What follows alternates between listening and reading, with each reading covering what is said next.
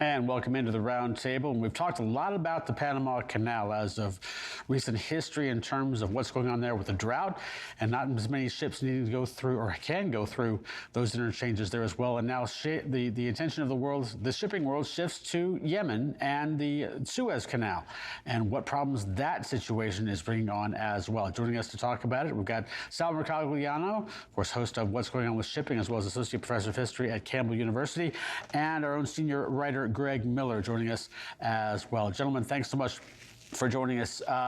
Sal, we've been talking about the Panama Canal, and now all of a sudden, Yemen has decided to kind of choke up that particular point as an access to the Suez Canal from the south. What kind of difficulty is this causing right now in terms of basically causing shippers to have to go around Africa if they want to avoid possibly seeing hostilities there?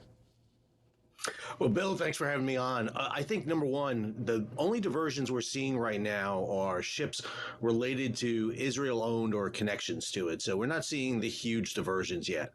What we're seeing is a little bit of an uptick in insurance costs, going from about 0.03% up to maybe 0.05, 0.1%. So you're talking about an increase of several, tens of thousands of dollars to transit through the area. The potential here is that the Houthis don't have very good intelligence in what ships to hit and connecting them back to the Israelis. And, when they grabbed the Galaxy Leader and they hit the Central Park, they had some connections to that. But the attack on a ship like the number 9 demonstrates that their intelligence is dated or they're not using very good sources.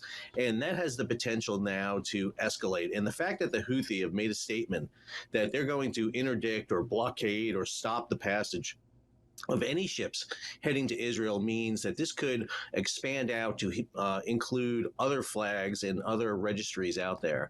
So I think right now where we're at is seeing, is this a real danger? Do shippers really begin to make that long shift around Africa to get around? Because if that's the case, what you're going to see is longer ship voyages. You're going to lose roundabout voyages or round trip voyages for ships, which means they either have to increase capacity on the vessels or increase the number of vessels on the voyages. Greg, what are you seeing and hearing in terms of what could possibly be going on here with the Suez Canal in terms of it not being an alternative? Again, in the situation, the fact that we're looking at right now currently Israeli flagged or Israeli related ships, but something that obviously, as Sal mentioned, could expand further. Yeah, I mean, it's interesting.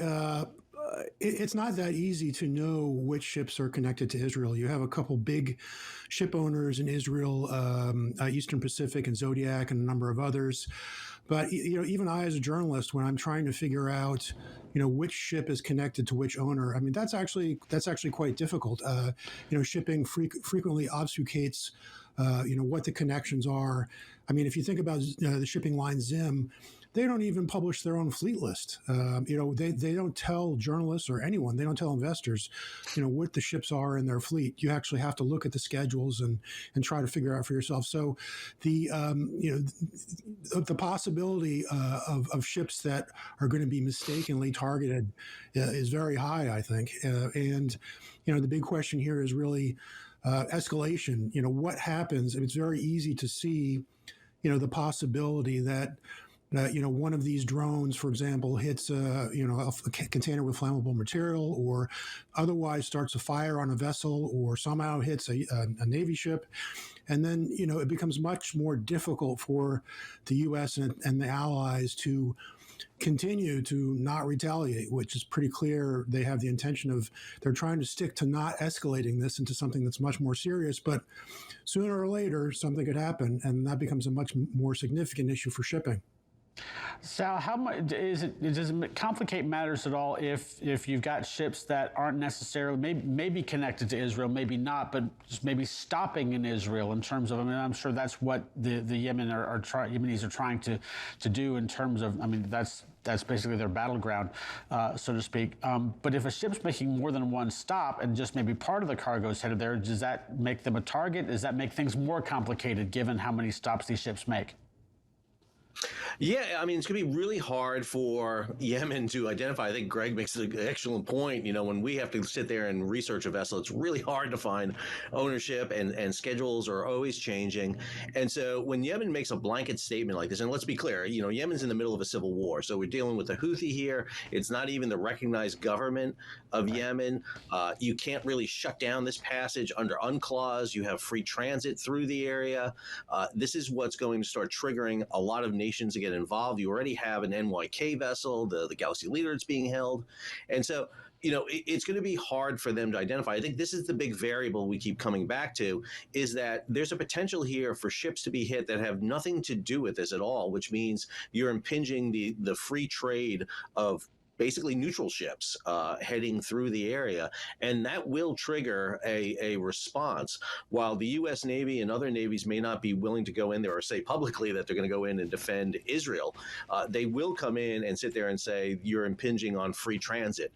And under UNCLOS, the UN Convention of the Law of the Sea, Yemen cannot close the straits or the Bab el Mandab for vessels to come in. And we're already seeing deployment of ships from Japan, for example, which are heading that way. The Chinese have a squadron stationed right there in Djibouti. And so, you know, if the Yemen starts to hit vessels that have connection to other nations, then it's not just the United States, but other states can get involved. It's going to be very, very interesting to watch, and hopefully things don't escalate too much there as well. But that being said, Greg, as you look at the situation, you did an article late last week about the fact that, or this an interview where someone said that if there's a black swan event, we'll see rates rise dramatically again. Is this the kind of thing that could possibly be that if we see escalation here, if we see more ships do that long diversion around the Horn of Africa? Well, I mean, that was described as an outlier event. I mean, the consensus, certainly amongst the carriers and pretty much everyone, is that freight rates in the container shipping business next year are going to be very low, and probably the year after that. But the situation here is you've got this drought in the Panama Canal, and you have these restrictions that are escalating. Starting January 1st, the Neo-Panamax locks will be at half the capacity they were a couple months ago, and so you have the two of the big three ocean alliances have preemptively decided to switch their Asia East Coast services over to the Suez. So the Suez suddenly, because of Panama, becomes much more important. Now, it normally takes about, say, a month to get from Shanghai to New York. If you put that through the Suez, you add another week or 25% more time. If you go through, if you have to go around the Cape of Good Hope, you're adding another 10 days. So you're adding about 50% of the transit distance to all of these services. We're not even talking about Asia, Europe services. And so when you increase the distance, you increase the number of ships you have to put in those strings. And when you do that, yes, there's all this new capacity coming online next year. I think it's about 10% or so for next year alone. So there is a scenario where more and more ships are going to be required for these longer voyages. And at the same time, a lot of the chartered tonnage is going to go off lease. And so the carriers, there's a scenario here where it's not going to be as cheap as you think it will be next year. But again, that's an outlier scenario. There's a lot of hypotheticals there. Yeah, definitely. Certain things certain bridges we have to cross to get that, to see that situation resolve itself to that level. Sal, going to Greg's point about looking at the two canals, again, how does one affect the other necessarily? And certainly, say, for instance, in American exports, if you're caught between the two and you've got to go either around South America or around Africa, that's a long way to haul there as well. What do you look at when you look at the fact that both canals right now are some difficulty if you want to make take the chance of going through either one of them? Yeah, I mean, you come back to the issue back when we had the supply chain crisis in 2020 and starting on, that was a global event. It impacted shipping worldwide. And usually shipping can handle one black swan event. It can suck it up and accommodate it. The problem with the canals are when you start having issues with the maritime choke points, then you're funneling traffic through key areas. And that is the potential for that happening. The Suez Canal has a capacity too. I mean, they can only handle up to about 90 ships a day going through it. And so if you start shifting a lot of traffic into the Suez Canal, we're going to hit the point of problems with that. We also have rates about to increase on the Suez Canal. Suez Canal is much more expensive than the Panama Canal to go through.